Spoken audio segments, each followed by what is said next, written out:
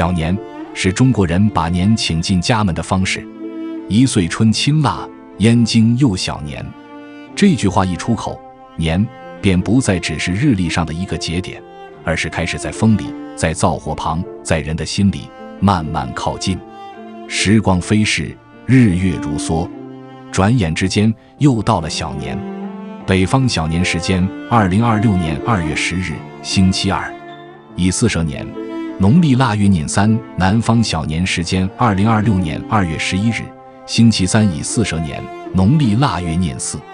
日子不同，但那份对年的期待却从来一致，忙碌、准备、牵挂、欢笑，像一条早已熟悉的路，一到这个时节便自动铺展开来。当烟火开始在人间试探着升起，小年便来了。